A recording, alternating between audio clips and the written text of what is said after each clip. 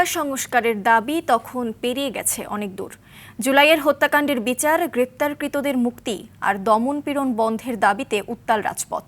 ২০২৪ সালের ২ আগস্ট জুমার নামাজের পর রাজধানীসহ দেশের বিভিন্ন স্থানে রাজপথে নামে শিক্ষার্থীসহ নানা শ্রেণী পেশার মানুষ।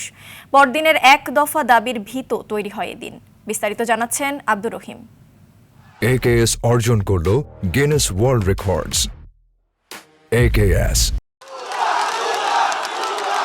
জুমার নামাজের পর রাজধানীর বিভিন্ন সড়কে জড়ো হতে থাকেন আন্দোলনকারীরা। বাইতুল মোকাররম থেকে শাহবাগে নামে মিছিলের স্রোত।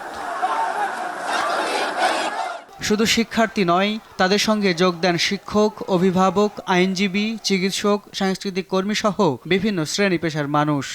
এটা কিন্তু শুধু আর ঢাকা শহরে আটকে নেই, এবং একই সাথে আমরা দেখব যে এই সময় ওই কারফিউয়ের মধ্যেই কিন্তু এসে দেয়ালে লিখে যাচ্ছেন। আমরা এর মধ্যেই গোপনে মিলিত হতাম, আলাপ করতাম আমাদেরকে কী করতে হবে। এত যারা স্বৈরাচারী, তারা যে জনতা তাদেরকে বিতাড়িত করতে পেরেছিল।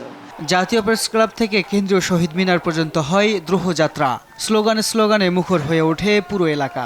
একই সময়ে রাজধানীর শাহবাগ, সায়েন্স ল্যাব, মিরপুর 10, উত্তরা ও আফতাবনগর সহ বিভিন্ন এলাকায় চলে বিক্ষোভ ও অবরোধ। এখান থেকেই আমাদের আর ফেরার কোনো ওয়ে ছিল না। দেওয়ালে পিঠ থেকে গেছে, আমরা আর পিছু হটিনি। তো অ্যাট এনি কস্ট আমরা চাচ্ছিলাম যে স্বৈরাচারের পতন অথবা শেখ হাসিনার গ্রেপ্তার।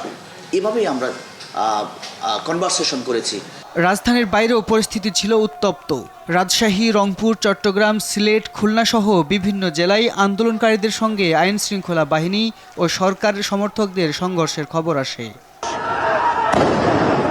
দিন গড়ানোর সঙ্গে সঙ্গে স্পষ্ট হতে থাকে আন্দোলনের নতুন গতিপথ।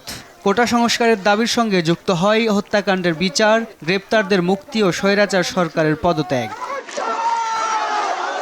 বিকেলে পরদিন ৩ আগস্ট সারা দেশে বিক্ষোভ মিছিল এবং 4 আগস্ট থেকে অনির্দিষ্টকালের জন্য সর্বাত্মক অসহযোগ আন্দোলনের ডাক দেন আন্দোলনকারীরা। আব্দুর রহিম, RTV, ঢাকা।